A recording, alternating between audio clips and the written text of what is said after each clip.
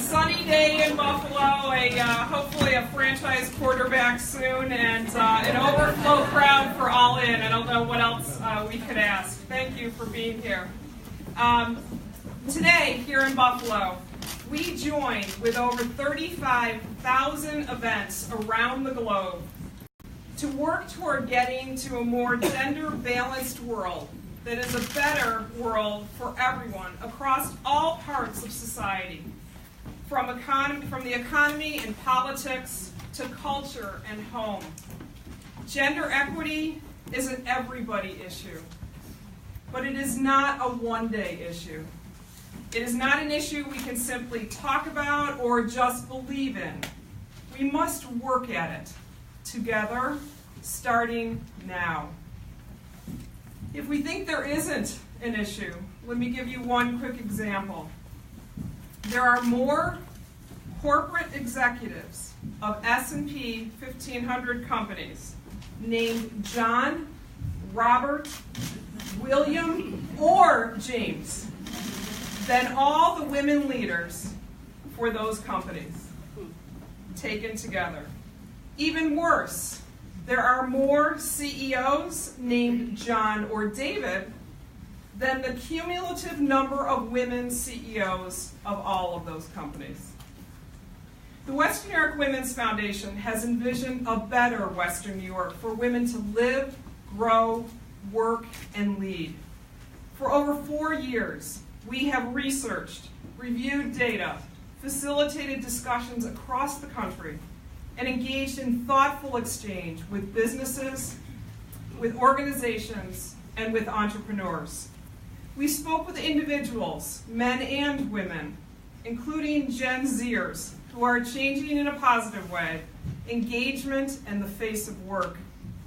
We have arrived at a comprehensive, data-based, online-housed plan to foster the growth and development of women leaders that will most certainly continue to evolve and get better with time and dialogue. The data and experience tells us these women leaders will lead, govern, enact policy, and drive entrepreneurial differently, but synergistically with their male colleagues. That synergy, when we are all in, will result in a much better community. Today, as we stand at the Theodore Roosevelt Inaugural Historical Site, you are building momentum and setting the tone to change our culture and write a new chapter in Western New York's history as it relates to gender equity and the promise that holds for us all. We believe that together, All In will become a national model. As such, we thank Mayor Byron Brown and County Executive Mark Poloncarz, who have created proclamations citing today as All In Day in Buffalo and Erie County. You'll notice those at the entrance when you go downstairs. And not to distract you from what's going on up here, but periodically draw your attention to the back corner of the room and to the work of art being created live by our male ally, Matthew Myers. When Matthew is done, his creation will serve as an excellent photo op for all of you to post #AllInWNY, and I actually know what that is.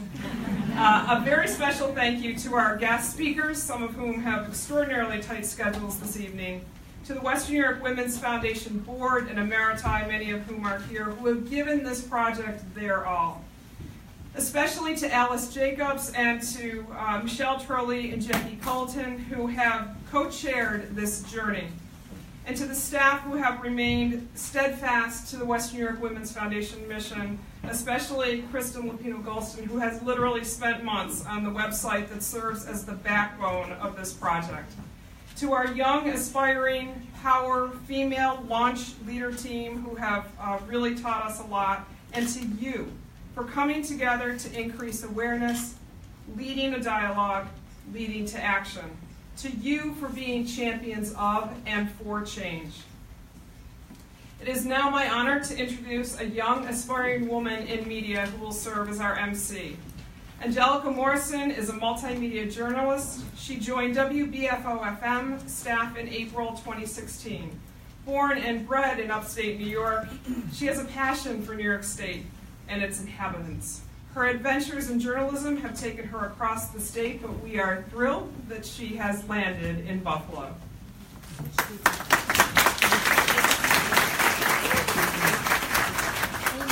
Thank you. Hi, everyone. So in addition to covering local news, I also cover diversity issues and environmental issues. And just last week, I did a story about gender equality in the field of STEM. So the story was about women scientists and how they're treated by their male counterparts.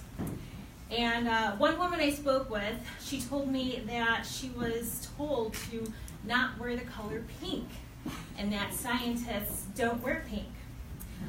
She also said that one of her male colleagues made a comment about her menstrual cycle because she was so thin. There's lots and lots of really horrible things said and done to women, not just in the field of STEM, but in other fields as well. So what I took away from that story last week was one golden nugget, and that was, it's okay to speak up. It's okay to say no. It's okay to defend yourself. It's okay to open your mouth and talk and say things when things are not okay.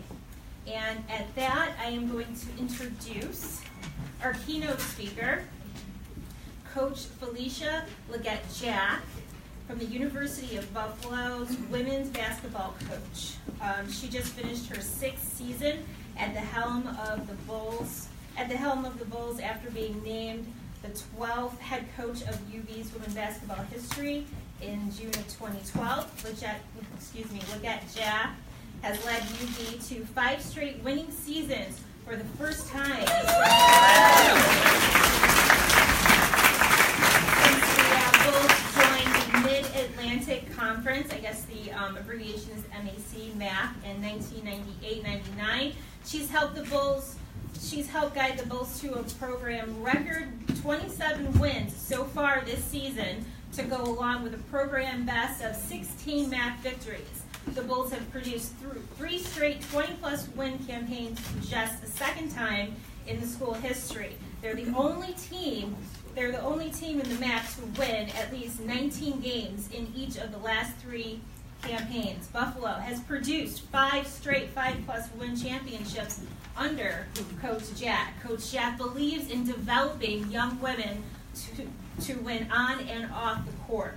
She serves as a shining example of female leaders using her power to influence future generations of women. It is my honor to introduce you to Felicia Leggett-Jack.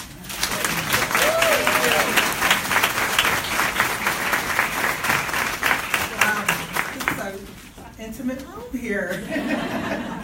Give the honor to God who's ahead of my life. We just got off the season. I just left practice, and I said, I just need something to touch my spirit so I can share it with you and how this can impact all of us. And a song came on the radio, and it said, "He Wants It All Today." It's a gospel song that I listen to a lot of gospel music, and it's about what God wants us to do. He wants all of us to be all of us. And we're supposed to get back what we give. And maybe that may not be in a monetary setting, but you're going to get it back. But sometimes I ponder, sometimes I want to question God, a little bit, and if you can just bear with me for a second, I just want to understand something from Him. I just want to know that we can bring people into this world. If it wasn't for women, there won't be any people here, right? And if we can raise these children and they become presidents of the United States, or presidents and CEOs, and they become Jim and John and whatever names we just utilize, and be the CEOs of corporations, but yet we can't make the same amount of money they make. I don't understand that at all. I don't understand how we can play the same sport. You play basketball, I play basketball, we win games, you win games, and when it comes down to writing a check, we're going to get half of what you make. I just don't understand that, God. I know you want all of me. You want it to be, He wants it to be today, and I want to know, how do we make it that way when women, we're 53% of the population, and yet these things still continue to happen, and I don't understand it. And why I think it happens, it's not our fault, but it is our fault, women. Because at the end of the day, we're nurturers. we understand things. You got a colleague that's in need. You're the one that's going to make certain that he or she is taken care of. It's just how we're equipped, and we understand our makeup, and it's beautiful, and we rise above it. We can make the children. We can take care of the children. We can be the breadwinners of our family. But when it comes time for us to say, you know what, I deserve an opportunity, we kind of take that second seat. And then there's some women out there that do the extraordinary. They raise a family, they're the breadwinners, and they become the CEOs, and they rise, and they have to hire somebody that got to be right underneath them, right? And so there's this lady who did the same thing. She raised the children, she breadwinner of her family, she has the credentials to be your top assistant, but you choose him because you think he might be just a little bit better. So we are a little bit at risk of being the reasons why that we don't become equal or beyond our fellow colleagues who don't look like us. They're just males. It's not fun, but it's the truth. He wants it all today. We can make changes in our mindsets right now. We can decide that that person that stands in front of me, whether it's a male, whether it's a female, if she's equipped for the job and she's earned that opportunity, she deserves it. I was at Indiana University, and I did a tremendous job in my first 3 years there. We tied the most wins in the history of the program. We lost the last 2 years of my career there. New AD comes in, and we 3.0 GPA, 3,500 fans we averaged a year, a pillar in the community, breadwinner of my family, unbelievable son. I just think that he's the coolest kid ever, but he may have some issues. I got to talk to his teachers a little bit more. But, we've done the work. No, we didn't win as many games, but neither did the men's basketball coach. The AD says, you didn't win enough games. I have to remove you from that position. And I need to share with you that at that university, I created a thing called a Phenomenal Women. It started off with 10 people. And it was the previous president of the university who invited me for tea. And she said, I want you to meet some women. And they were like CEOs and CFOs and doctors, and it was 10 of them. I'm like, I'm not the cool chick here. They are. And so I brought the Maya Angelou poem with me, and it was Phenomenal Women. And I said, I'm not phenomenal, you are. I aspire to become like you. And I'd like you to always fill me up so I can give to my players. Meaning that if I need some assistance, would you be there to help? And the answer was yes. And so we grew that Phenomenal Woman. We call them P-Dubs because everything got to be cool with me. To 166 women. And then I get fired. One woman spoke up for me. Sylvia McNair is her name. She's a Grammy Award winner. She won 2 awards, Grammy Awards. She sang for Hillary Clinton. She sang for the Pope. And then it's a picture of her with the Pope as she's got her head down. The Pope is looking her in her eye. She said, there's something that I need to do. I don't know what I can do. I'm at the School of Music, and I'm just one person, but I have to have a voice. And she spoke out, and she went to the paper, and they said, no more come to the paper. She said, but if I pay for an article in the paper, I can put it in the paper, because somebody needs to understand what it has happened is wrong. I was still fired. But the fire in me never went out, because that woman walked on my back as I was about to fall down and say, I surrender. I'm not going to do this basketball thing anymore. She said, there's too much of you in you, too much in you. You have to continue. He wants it all today. He wants it all today. And she allowed me to lean on her until she can push me back up so I can come forward. And here I am today. I get what's happening in this world. It isn't fair. But we as women, 53% of the population, stop acting like the victim. That's right. We have the power, we have the strength, and you see it's wrong, you know it's wrong, and you're wondering, if I speak up, will my job be in jeopardy? But you're the CEO.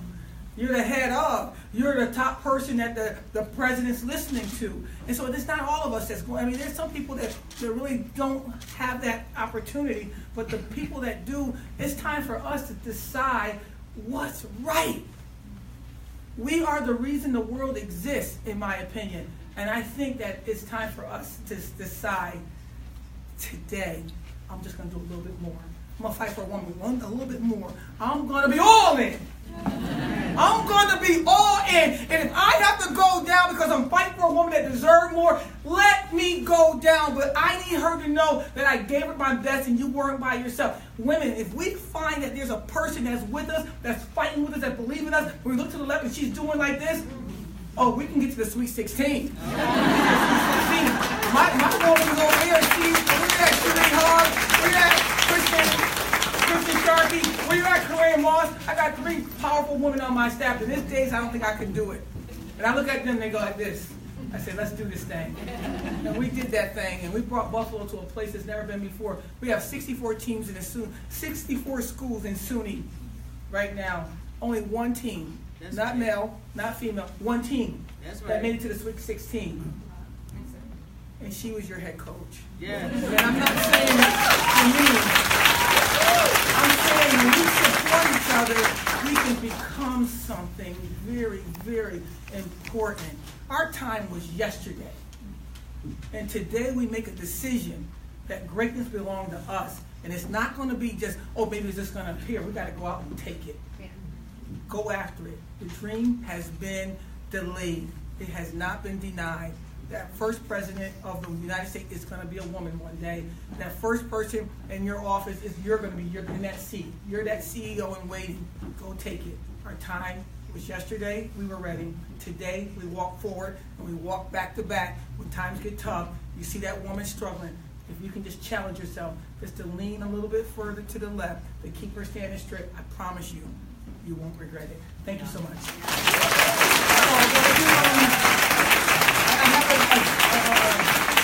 I need to do is call the pledge. I guess we have to do this together. And you guys all have your pledges in front of you. And only say it if you mean it. Only say it if it means really everything to you. And if you don't feel like it, don't say it. Okay? It's called the pledge. It's They don't have it. they don't have it, so I have it. Well, I guess I got too much. You better repeat me then, okay? Let's start over. Start with this thing. Follow my lead if you like. Gender equity matters. Gender equity matters. It enhances diversity of thought and leadership. Producing strong results for our community. I will encourage Western New York individuals. Employers. And organizations. To stand up for gender equity. And to demonstrate a commitment to building. Cultivating and preserving a culture of inclusion. My man right here. You know what? We might be like killing you guys a little bit, but you're on point right here. Fairness. And possibility in Western New York. He wants it all today.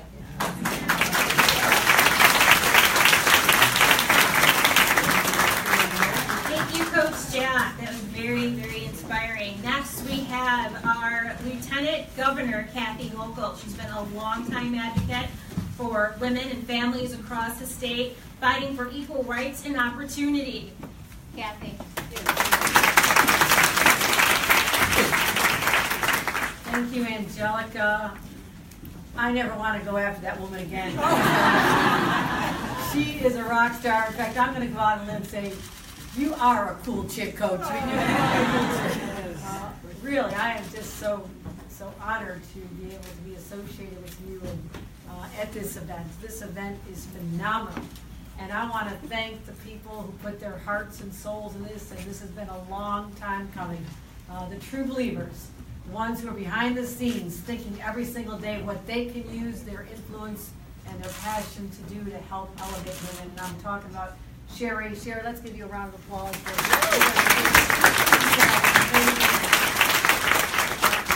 Alice Jacobs, let's give her a round of applause. Michelle Cooley, Debbie Parker, all of you from the Women's Foundation, you have just touched my heart in a way I just cannot believe what you've done to bring us here together. And the other speakers you're going to hear from shortly. I want to say a couple things. the Lord does work in mysterious ways. I would say, sorry, Coach, I'm sure it was a rough spell, but the day you left your university was a beautiful day, a magnificent day for the people of Western New York, because you gave us, women, this sense of pride in the women athletes, and not just for what they did, scoring the points, but the dignity, the courage, the stamina, the grace you brought to this, and you have inspired so many of us just watching you on the court, and me tweeting your picture all the time, and all this. We are so with you, and you gave us something that sometimes we just have to look hard to find, and that is something that women can be so deeply proud of. You gave it to us. UB Women gave it to us. You are an historic figure in our community, and always will be. Coach, congratulations. Congratulations. Also very proud of you. You're someone I admire, and when you see Assembly Member Crystal Peoples-Stokes, we see her, she's one of us, you see her in Buffalo time, you hear her voice in Albany, she roars like a lion. I mean, she is one tough lady up there, and I want to tell you, she chairs the caucus of the women elected officials. It's kind of small, it kind of can fit around this little corridor here, and someday we will get to 50 with your leadership. So that is what this is about. We are all in to get to 50. Now, how hard can that be? It is 2018. We just celebrated the 100th anniversary of women winning the right to vote last year. This year, 2018, will be the very first year, 100 years later, we celebrate. Women have that opportunity. Now, how far have we come in 100 years of having a chance to have a say in our elected leaders? Well, I think you heard from a couple. Not doing so good in the boardrooms. Not doing so good at the CEOs. A lot of statistics, I see them all the time, and I try not to read them because it's depressing. We also have a long way to go, not just in the private sector, but the political life. And I say that as the only statewide woman elected official. I say that who's speaking in my hometown of a city which has exactly 0 women on the city council. I say that as someone who's seen the numbers of county legislators where Crystal Peoples once served, dwindling, going in the wrong direction. And while we are high-fiving that we just increased the number of women in our state legislature by 2, we're probably up to about 28% or so. I got to do my math. We've got a way to go. And yes, we can sit back and say, oh, woe is me, and this is just happening to us. But I'm with the coach. We're not victims here.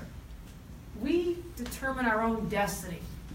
And there's nobody tougher than women when they set their minds to something.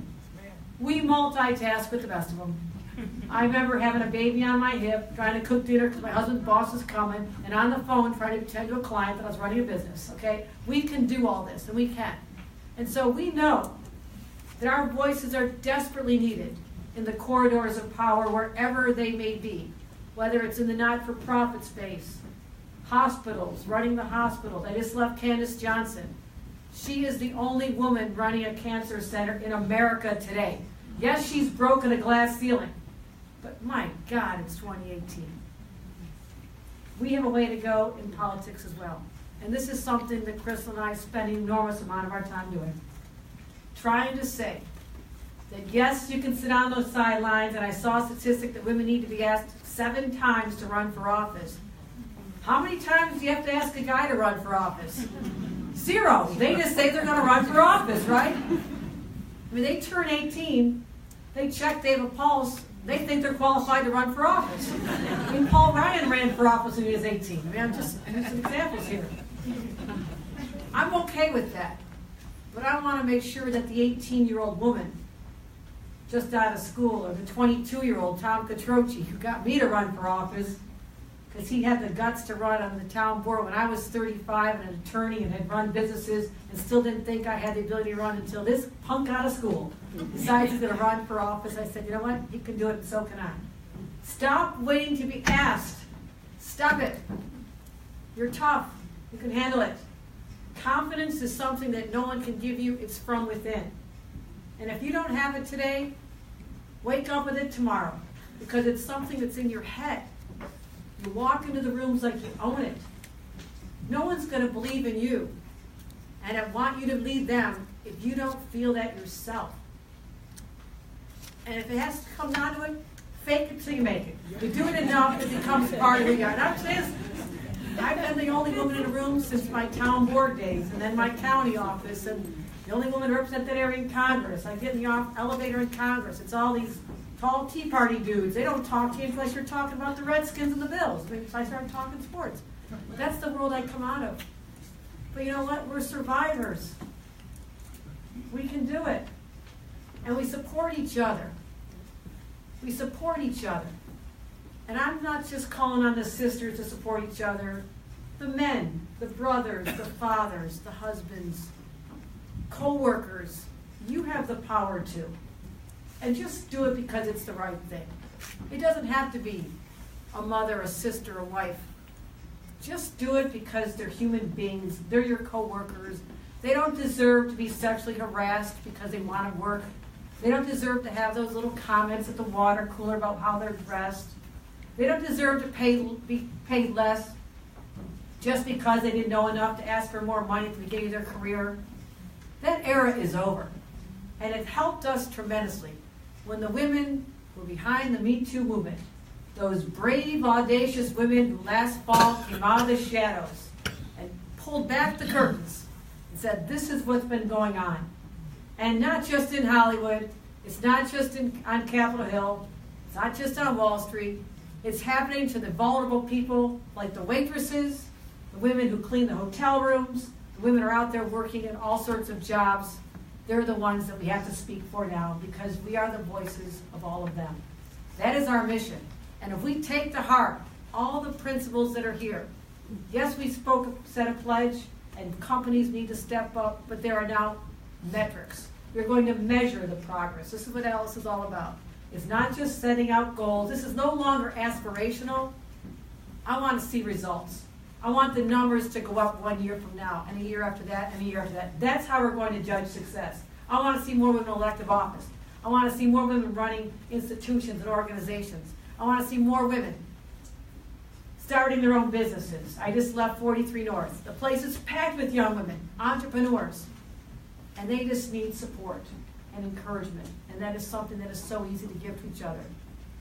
So today is what we used to call take your daughter to work day, then it'll take your child to work day, then it'll take whoever you want to work today. Today I brought someone very special to work with me. Serenity, wave your hand there, girl. Serenity is a 17-year-old student at Lackawanna High School. She has spent the day with me, and I exposed her to Roswell, 43 North, an announcement of new jobs. But most important to me today was that she wrap up her day with me coming here. Because I want you to be surrounded by women of accomplishment and the women who'll support you. Whatever you want to do, Serenity, we're going to grab people like you by the hand and get you there together. Thank you very much, everyone. And I for sure am all in. Thank you.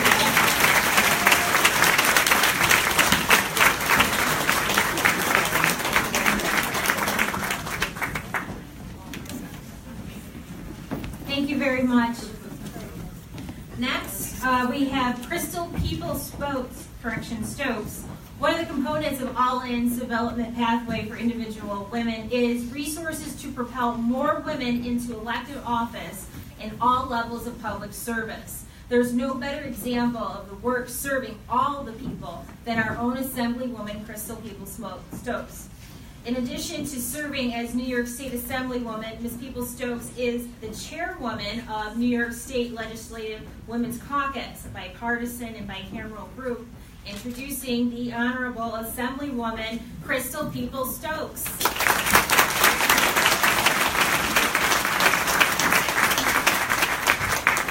Good evening. I trust everybody's doing well. I know you won't get hot in here because the air conditioner is on. I feel it. What a great organization this is. The Women's Foundation, the work that they have put in to come up with the data that proves what we all feel emotionally happens to women and girls is going to take us leaps and bounds forward. Why? Because everybody needs to have it proved to them. Well, these ladies have put the numbers together. And I encourage you, if you have not taken a look at their most recent data booklet that came out about 3 months ago or so, you should get one of those because you'll be able to use that in every facet of life to say why women, why girls are not in the positions where they should be, because things haven't happened in their lives that prevented that from happening. Not because they couldn't, but because people constantly put up barriers. I will say this though, as the chair of the Women's Caucus, we are actually 60 strong in New York State. That's not a lot, because there are 150 in the Assembly and 62 in the Senate. There's 50 of us. 60 rather, and that's a good number because it's more than it was Monday. We elected 2 new women on Tuesday in the special elections, and so as we grow stronger, we're growing in more numbers as well. That's exciting. The reason why it's so important to have women in elected positions where policy decisions are being made is because of a lot of the reasons that the 2 previous speakers mentioned. That we're the nurturers, we care, we take care of people. And so in this year's budget, the chair of the Mental Health Committee, her name is Aileen Gunther, with the support of a lot of women, and quite frankly a lot of men too, but it was her initiative, fought hard to put $15 million in our budget to specifically look at behavioral health services for children. Now, most people would think mental health services, the state funds a lot of organizations that provide services like that, but there was no clear focus on those kind of services for children. And only a woman would say that that's something that we have to do right now. As a matter of fact, she's also a nurse. And so beginning July, that actually will go into implementation. And I hope that some of the data that you all have collected, that you will provide to the Mental Health Association and other folks that are working on that to make sure that we implement it right, because 15 million in a new law is only as good as its implementation. It's got to be done right, and I think it's difficult to do it right if you don't have all the facts, and you all have already collected a lot of facts. The other thing I would mention about the value of having women elected, by the way, I was so excited with UB dancing, so I danced every time I saw one of those tweets come up, at every stage of your victory, so I'm truly honored to meet the coach and hear her words today. I want to mention Latoya Joyner. Latoya is an assembly member from the Bronx. And she really worked on this issue that came out in the New York Times about 4 weeks ago or so, maybe more, about the percentage of women of color who literally died during childbirth. And as you all know, Serena Williams came out with a big story because she almost died during her childbirth. Not because she wasn't getting good medical care, but because people weren't paying attention to what she was telling them about her body. And that has to change. So Latoya Joyner, through the efforts of our caucus, worked in this year's budget to get resources put aside so that we can begin studying that in New York State, so that we can figure out how women who are expecting children do not die in the process while they're in the hospital with doctors all around them. People, doctors and everyone else has to start listening to women. No one knows our bodies better than us. And so I want to point those 2 women out because it's just a small example of what women who care about other women will do to move policy forward. Now, I'm not suggesting that there are not some great guys that I work with, because there are a lot of great guys that I work with. But I will tell you that when it comes to issues that are about children, and that are about women, and about the needs of ourselves and our communities, it's the women in the legislature who push that forward.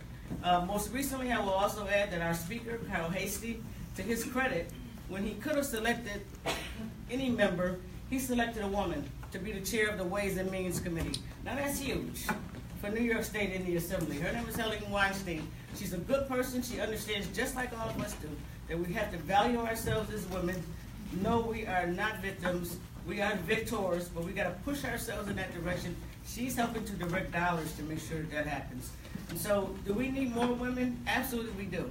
If we're 53% of the population, we should minimally be that of the elected people in office. That calls for us taking some courage and doing exactly what Kathy said. Step out there and say, I'm going to do this and I'm going to get this done. I will end by saying this because the next event that she just went to, I have to introduce her. I followed a man into the county legislature years ago, Roger Blackwell. He was in office for years. And I kind of an honor and a pleasure to follow him. He didn't want me to follow him, but that wasn't his call. It was up to the voters. And I followed a man, the great Arthur O. Eve, into the New York State Assembly. He didn't want me to follow him either. But you know what? That wasn't up to him. It was up to the voters. And so my point is that even though people don't necessarily want you to be the one, if you decide you're the one, and you go talk to other people and you convince them, it's a done deal. It's a done deal. So I encourage you, if you haven't thought about that already, think about running for office. I mean, the fact that we have a city council and 0 women in it just doesn't look good for Buffalo. Even though we're doing well in our economy, Buffalo is growing, we still do need to have women at every table. Because if we're not at the table, our issues will not be discussed. Thank you all very much.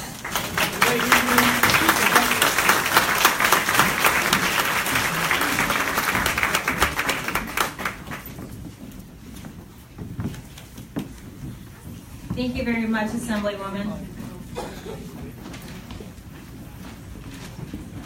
All In has many components to help Western New York achieve gender equality. It takes all these elements working together, evolving this initiative, and committing to make Western New York a great place. We will now ask a representative from each of the 3 major pathways of All In to briefly comment. Carl Jordan, Venus Quates Major, and Amani Rabudi. Good evening. My name is Carl Jordan. I'm the Chief Diversity Officer for M&T Bank. I'm really thrilled to represent M&T here today, not just because we're a sponsor of All In, but because we consciously and actively seek to partner with groups in all the communities that we serve that we think are important or that will be important. And All In is definitely all of that. M&T executives and All In leadership have been friends and close confidants for some time, and this mission matters to us deeply, and it's one of the, obviously, the reason that we're all here today. At M&T, we're very interested in the new ideas that are sweeping the country these days, and we talk pretty openly about the changes that are needed in the way that we think about things. And we have interests here, and especially in this group. First, we want to share our data, the complexion of the company. And we want to see the data of our community rolled up so we see where we stand. We want to get better at hiring and developing and promoting and retaining women, and do a better job at creating opportunities for more women to have senior jobs in Western New York. Also, because of who we are, we want to support women-owned businesses in new ways that haven't been done before, and we're counting on All In to help us with that. We do actually care deeply about having the All In logo and imprimatur next to our logo, because the expectation of us that the logo entails will be worthy of a very great effort on our part. And after all, M&T Bank has 63% of our labor force worldwide who are female. On a personal note, I raised 2 daughters. One works for a hedge fund in London, and the other works for the Boeing Aircraft Corporation in their military and space division in D.C. I'm no stranger to unsolicited lectures and reverse mentoring criticism of everything I do, from sending unnecessarily wordy texts to suspiciously narrowed eyes when I start a sentence with, "Hey, you won't believe what I just got the cat to do." So last night I was talking to my daughter based in D.C. and told her that one of the questions I was asked to answer this evening was, why are men critical allies in illuminating pathways for women to lead? And she said, and I quote, "Dude, it's because you're standing there blocking the path." Come on, man.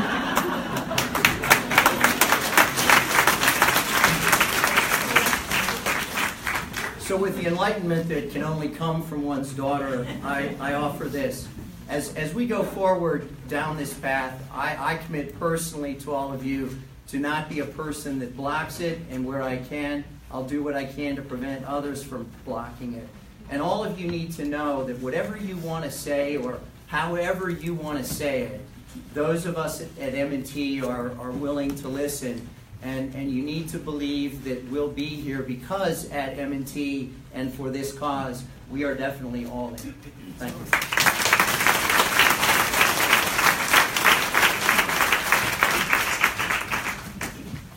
Good evening.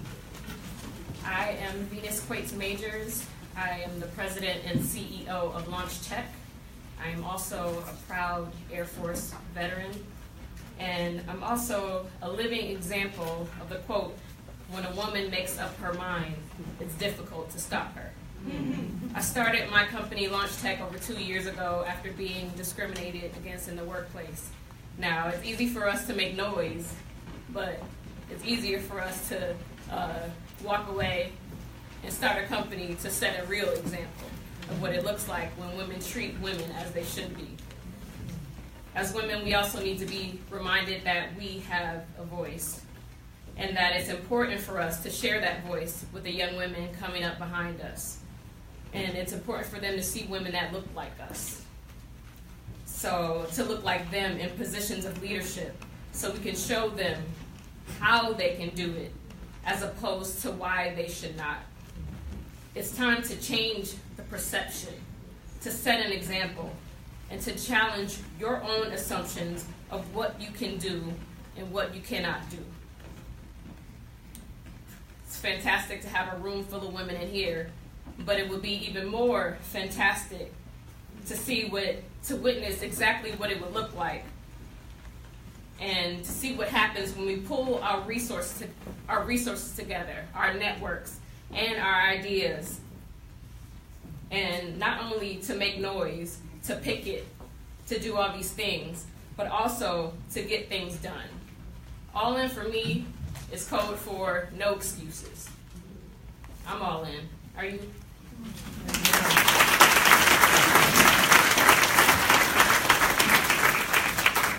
Hello everyone, my name is Amani Raboudi.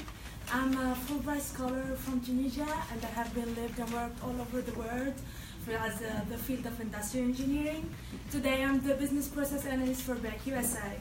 So thanks to BEC USA, I have seen firsthand the benefits of elevating and empowering women, and working actually with women in leadership positions, such as Ola Beck, she's our president of the company.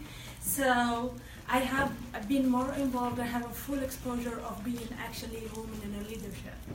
So think about our businesses, think about our community, our society, our governments, when we will have women and men fully, from all ages, all races, fully and equally involved and equally represented in our leadership. We will also be thinking about, we will be failing our community by having less exposure to ideas, skills, and talents from half of our world and our community. Failing to elevate women is and will be holding back the next generation. It's really critical for young women today to see women that they look like them, that they sound like them in a leadership position. Their representation show them that they're not only capable of doing, but they actually do belong, and that's a powerful message. So for me, progress on issues surrounding women equity today are progressing really slow. So that's why an initiative such as All In is really important, because it's going to elevate and make powerful women to be and to clear pathways to leadership roles. All In is something we can do to keep these issues on the forefront and empower women, like they're right here at home now and for years to come. Thank you.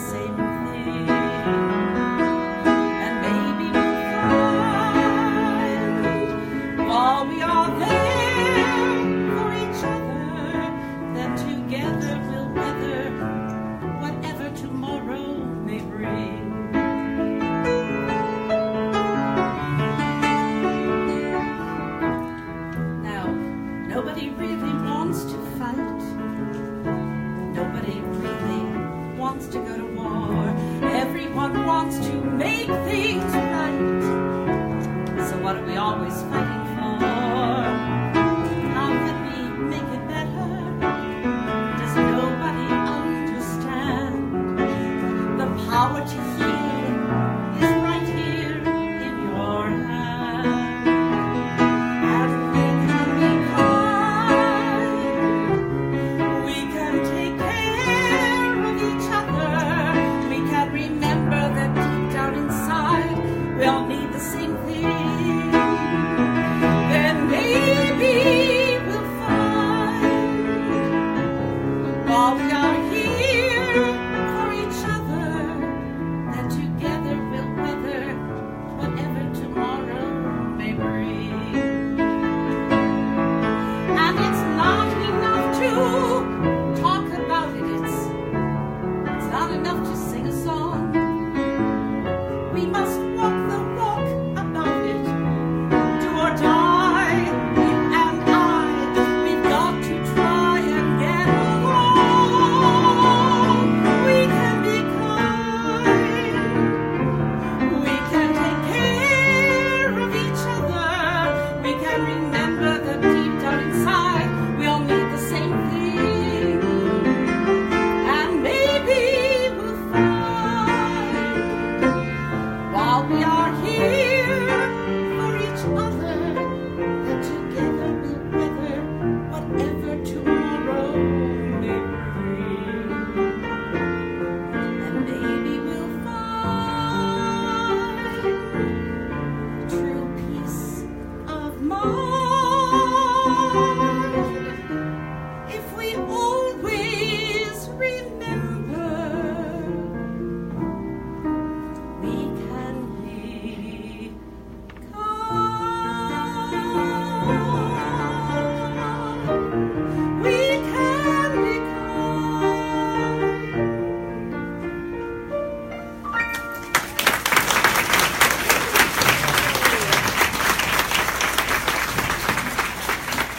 We can be there for each other no matter what tomorrow may bring. How apropos tonight. My name is Cindy Edelman, and I have the pleasure of being the chairwoman of the Western New York Women's Foundation. I think about all, and I think about enlightenment and action. So tonight, each of us here can light a path towards greater gender equity in our community. Gender synergy is pivotal to our region's success. With the launch of All In, you can join a community of support, innovation, growth, resources, and hope. Hope for a more inclusive society where gender and race are valued as the attributes that they are.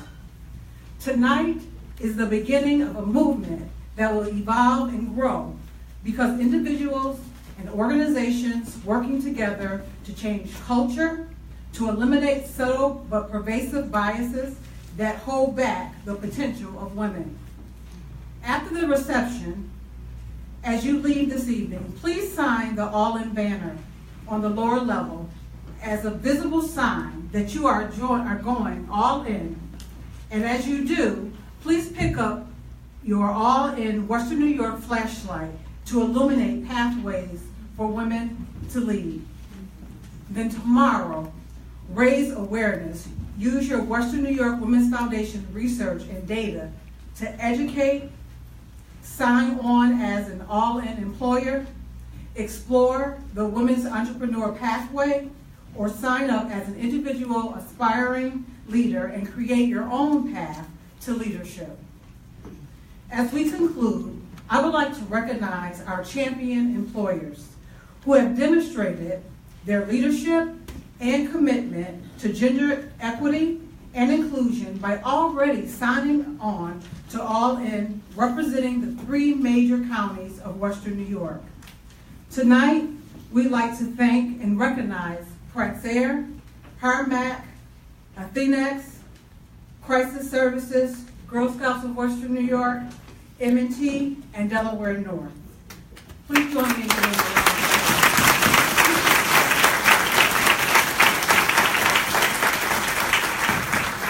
If you have any questions after tonight, please feel free to call our office at 887-2621. or on Thursday at 393-8414. Again, our sincere thanks for you coming out tonight to join us for All In, and we thank you. Please remember to sign in, and remember to not only educate, but illuminate the path for other women. Thank you.